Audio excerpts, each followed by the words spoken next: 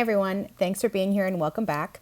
For those of you that are new to my videos, my name is Starry Night Oracle and I'm an intuitive, purpose-based traditional astrologer that's here to help you understand what's going on within the cosmos so that you can prepare for what's to come. Now keep in mind these videos are about the collective energies at play, so they may or may not resonate. If they don't, that's okay. Just take what does resonate and leave the rest. As always, I'll be using two charts to go over the cosmic energies at play. We're going to start with astro.com just because I find it's really great for looking at the planets.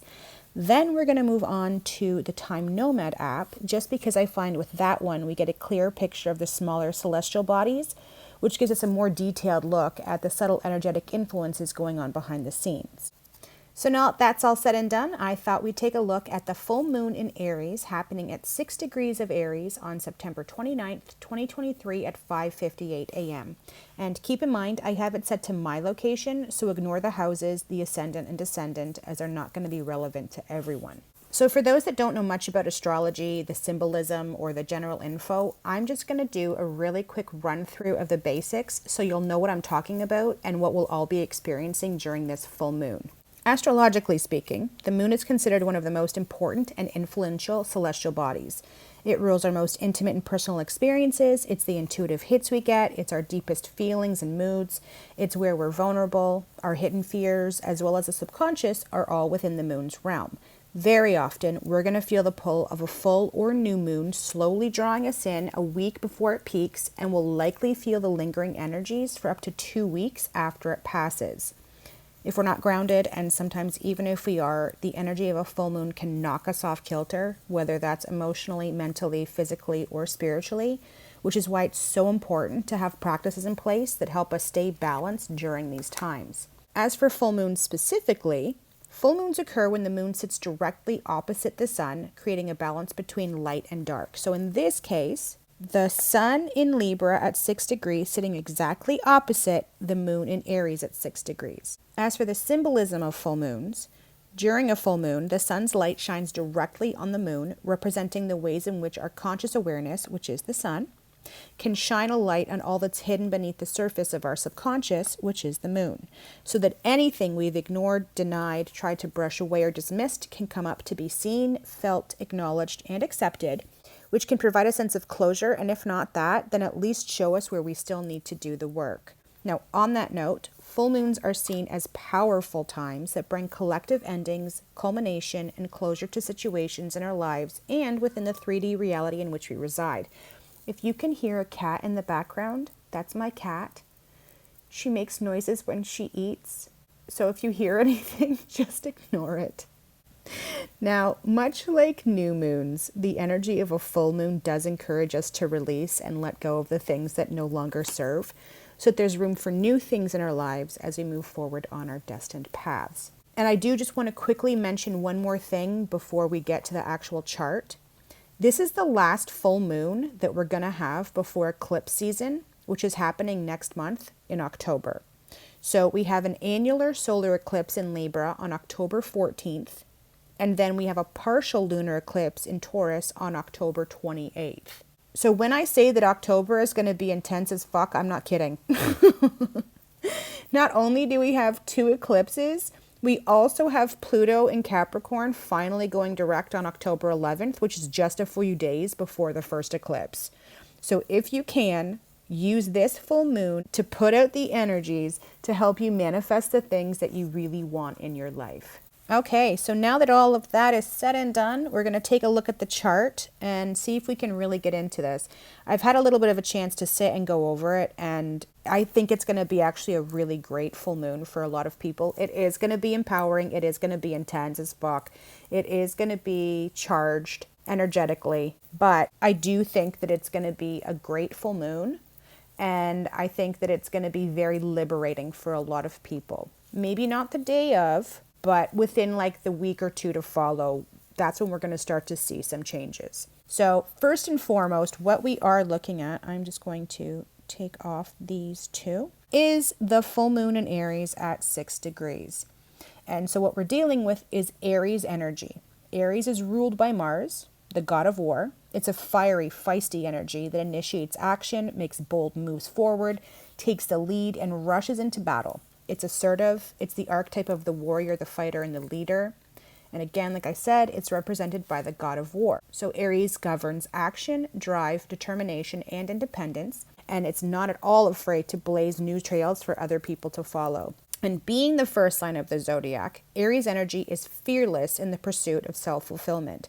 And being that its motto is I am, it's very much centered around self. So Aries energy is very much about discovering who we truly are at our core, owning our strengths and our weaknesses, embracing our individuality, and expressing our authenticity courageously.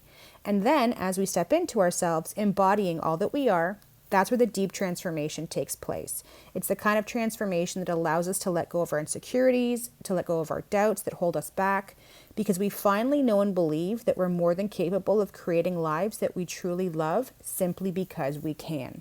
And again, because the energy of Aries is all about taking action and moving forward, it's very important to actually use this full moon as an opportunity to actually propel ourselves towards the successes that we want and towards our own personal fulfillment. Remember, Aries is I am, so it's personal fulfillment. And so because we're dealing with a full moon in Aries, we also need to look at the sun in Libra and the ruler of Aries, which is Mars. The sun loves being in its home sign Leo, and it also loves being in Aries because those are the two places where it can fully feel itself. In Libra, because Libra has to deal with partnership, it's more concerned with the other. And so because it's Libra, we're looking at all types of relationships. It's not just romantic relationships that Libra deals with. It's any kind of partnership. So it can be family members, it can be roommates, it can be coworkers, it can be romantic partners, most definitely, yes.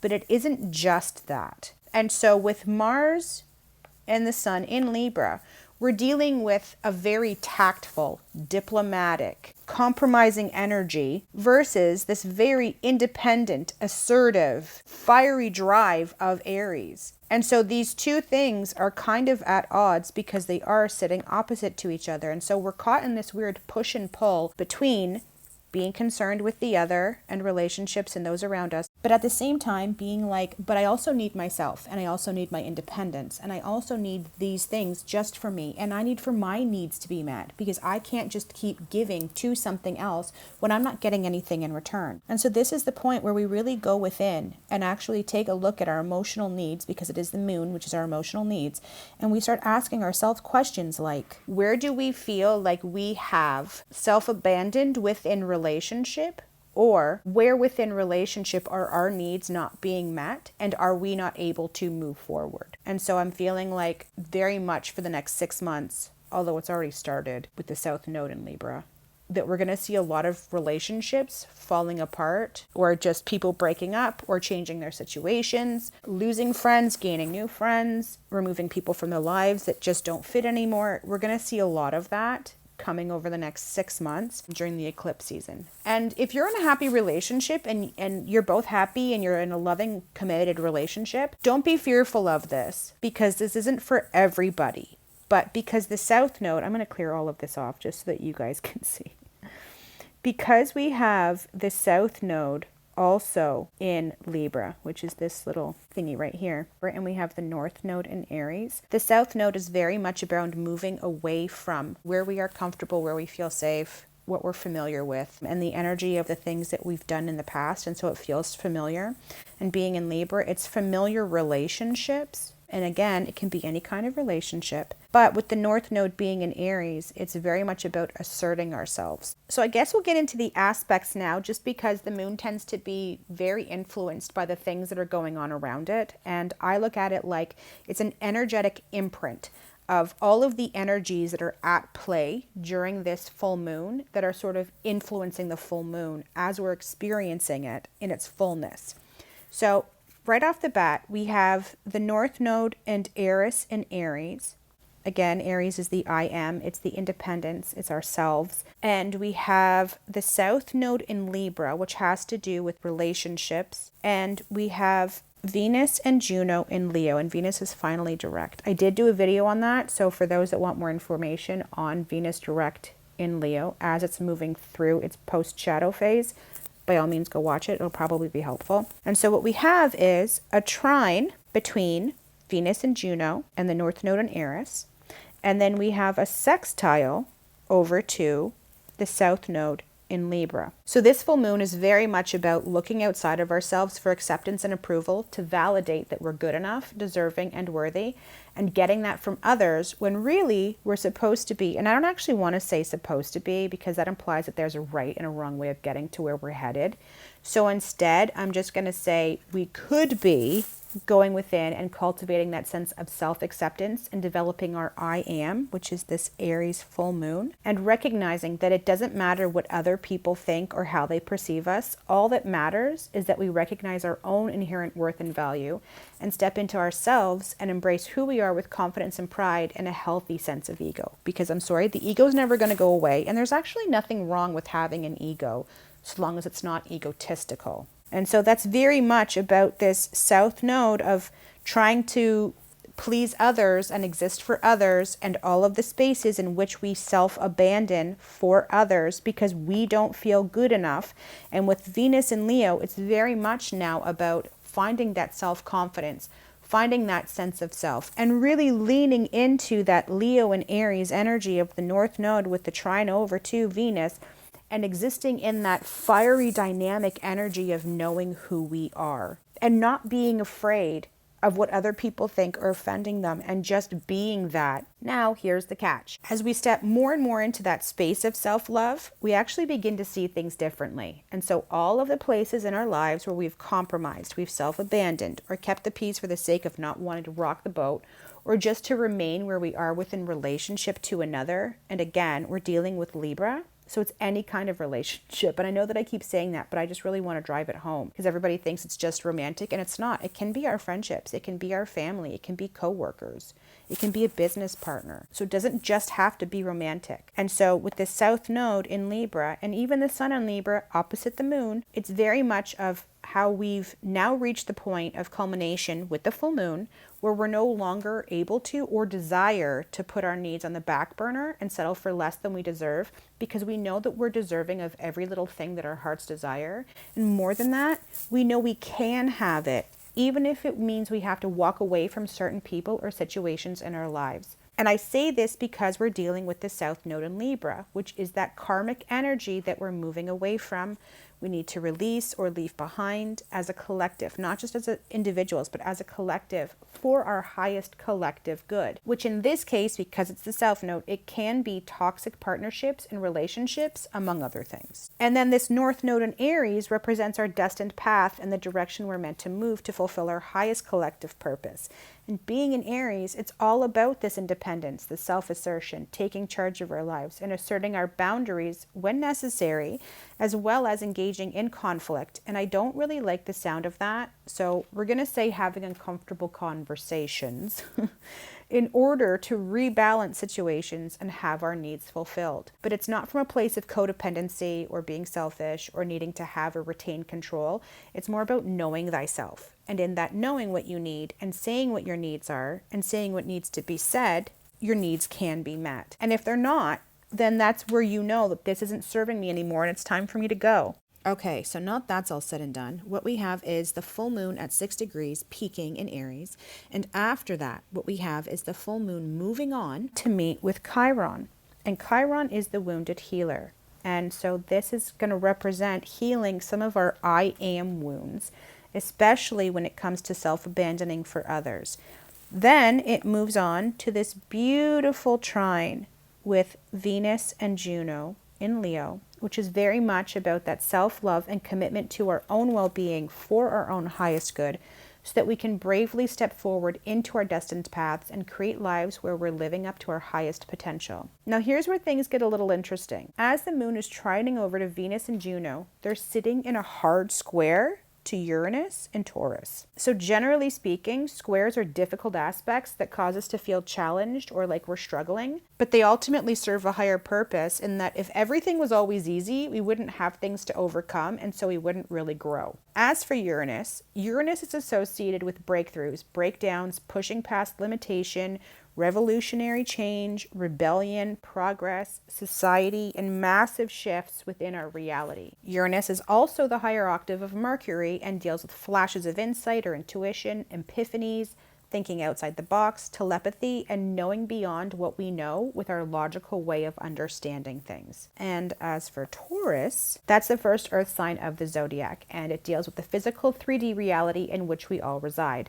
It's material possessions, physical pleasures that we engage in with our five senses. It's rewards, and being the first earth sign, it represents the very matter that everything is built with and upon. It's our solid foundations. It's structures that last, as well as planting the seeds for what we want to experience in our reality. So with all of that said and done, this square between Venus and Juno over to Uranus in Taurus is forcing us to look at our lives from this new space of self-confidence and assertion, and having the breakthroughs, epiphanies, and greater understanding and awareness of where our needs aren't being met, and really seeing what needs to change. And with Uranus being in Taurus, for many, the changes that need to be made will be a struggle or a challenge to acknowledge, and I guess even accept, just because it means that some part of the foundation that they've built will likely have to come falling down or shift in massive ways in order for them to be happy. For some, it's going to be leaving relationships or marriages. For others, it could be leaving a long-term job.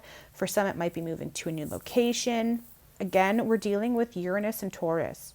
So it's uncomfortable changes to our 3D reality that we may or may not be ready for, but will ultimately serve our highest good. And again, we're dealing with Venus and Juno. So we're looking at things that we're committed to or that don't feel good anymore, because Juno is all about commitment and the commitments that we make and staying within commitments even when we're not happy or our needs aren't being met. And so coming to that space of understanding where those changes need to be made. And Venus deals with our desires, what we like, what we don't like, why we like it, why we don't like it, how we experience pleasure, the desire to love and be loved, not settling for something that we don't want, and our desires for connection and satisfaction.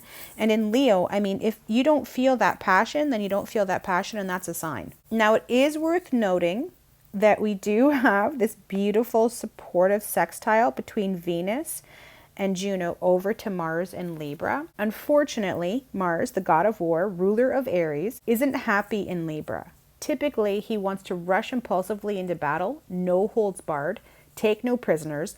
But in Libra, he has to be diplomatic, fair, and just, and that is just not his strong suit. And so where we might normally try to rush through these changes, we'll be a little less likely to jump the gun, because although our own happiness and independence is the focus now, we are still taking others into consideration and doing what's best and fair for everyone involved. Now, fortunately, we do also have Mercury direct in Virgo now, and he's just about to exit post-shadow. So for those that don't know how it works with retrogrades, it's kind of like the planet moves forward in a sign, and then at some point it retrogrades back over where it's just been, and then the retrograde ends, and then it goes back over that same area again. So this is what's called the post-shadow, when it goes back over that area for the last time. And so while the planet might be direct, things can still feel really confusing, feel slow or stagnant, or be a bit underwhelming. So because Mercury went retrograde at 21 degrees of Virgo, now being at 20 degrees, it's right on the edge of being out of that whole mess that was the Mercury retrograde. That said, Mercury in Virgo is making a beautiful trine over to Uranus in Taurus.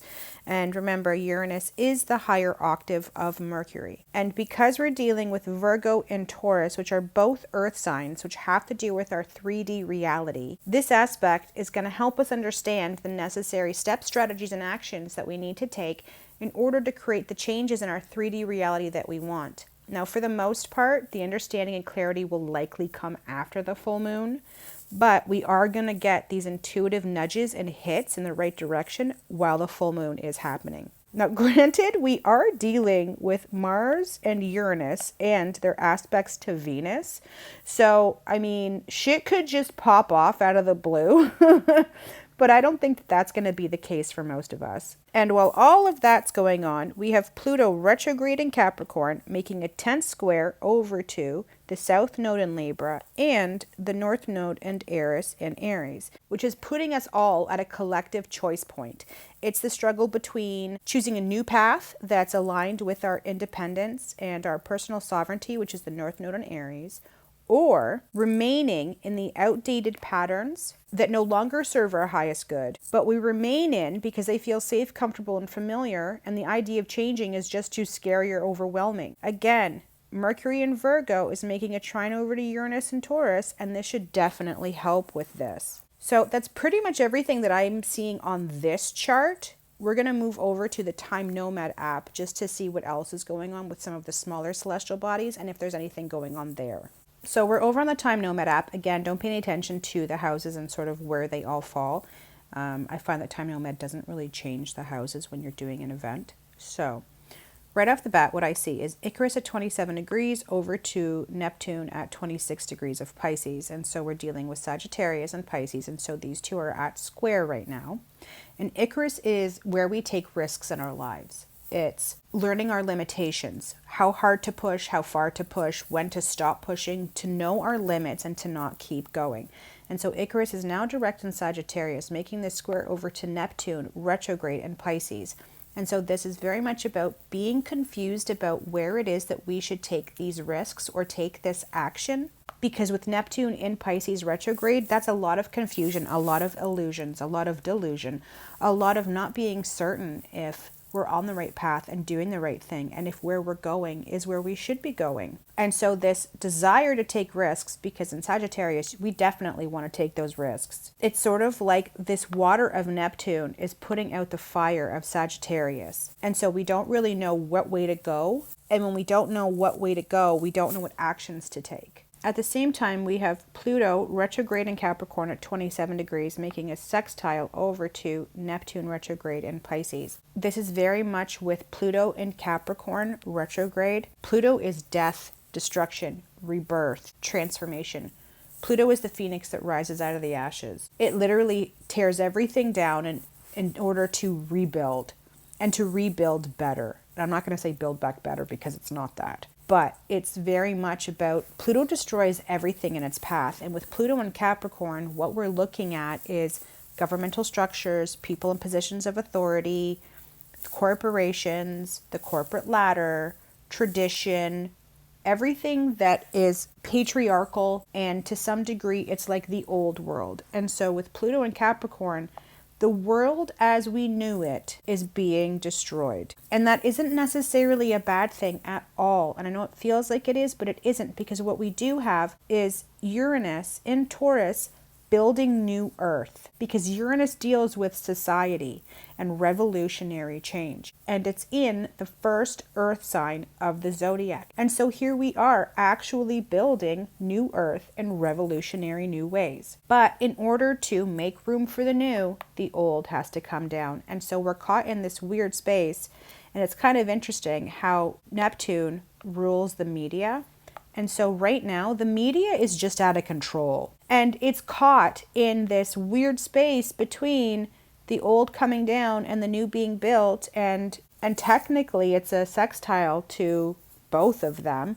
So it is helping in some ways. And it might be something like, and this is something that Terence McKenna said, you know, there's going to come a point where things just get weirder and weirder and weirder and weirder and weirder. And it's going to be so weird that people are going to have no choice but to stop and look around and be like, what is going on? And in that questioning, we begin to question our reality, which then creates a greater awakening. And so more people start waking up. And so again, that might be the whole point of this happening is, you know, the media is going crazy just to show us how bonkers everything is so that people will start waking up. Pisces also has to do with spirituality and religion. And so here we are in this space with all of this weird stuff. It's almost as if like the media is the religion and we're looking to the media for all the answers, when what we should be looking to is our higher self and to, let's say, the universe or God or source, whatever it is that you believe in that is bigger than you, and not the media. And it is kind of worth mentioning that we do have Mars meeting with Lilith at 21 degrees of Libra, 21 degrees of Libra. And so Lilith is the goddess of wild feminism, dark wisdom, and self-destruction. Her whole story is that she was banished from the Garden of Eden when she wouldn't submit to Adam. So basically, like if they were going to make whoopee, the expectation was that she would be subservient and lay underneath him. And she was like, no, I'm not doing that. Either we're going to lie side by side or I'm on top. And that just wasn't going to happen. And so she kind of got cast. It wasn't just for that, but she wasn't going to be subservient to a man. And so she got kicked out of the garden. And so she represents our independence, our refusal to conform, where we feel ostracized, where we feel rejected. And this kind of gives us power by helping us understand what has power over us. And so here we have Mars saddled between the South Node in Libra and Lilith in Libra. And at the same time being in this weird opposition to Chiron and Aries. And I am just going to say this. For those that are twin flames, I do identify Venus as the divine feminine and Mars as the divine masculine. That's just me. It's how I read them.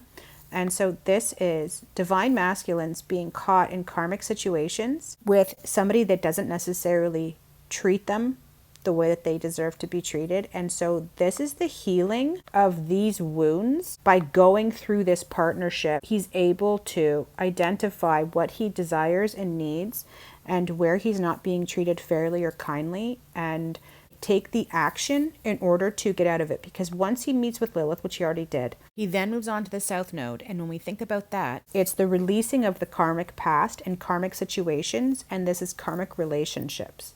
It can even be family things. It doesn't necessarily have to be a relationship, but South Node in Libra is relationships. And then after that, he moves into Scorpio, where he actually gets to do some digging. And Mars was one of the original ancient rulers of Scorpio. And so it's kind of like he gets to go back into one of his home signs and actually do a lot of the deep digging and the work in there, now that he's cleared this out of his karma. So that's pretty much all that there is for this chart. However, when we look at the bigger picture, there is a lot going on with this full moon. But again, I actually feel like it's going to be a really empowering moon for a lot of people. And I feel like it's going to shift a lot of things in really dynamic ways. And we are going to feel it, and we will feel it even after the fact. So I think like even those 2 weeks after, we are going to feel it. And then boom, we go into eclipse season, which will be a whole other set of videos. So that's pretty much it. Hopefully it helped. Hopefully it gave you a better understanding of what to expect during the full moon in Aries and the days to follow.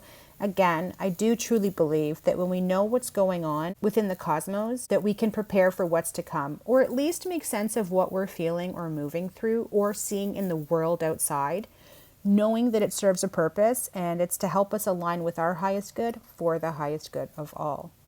If you want to stay up to date with my videos or posts, make sure to follow, like, and subscribe on YouTube and Instagram.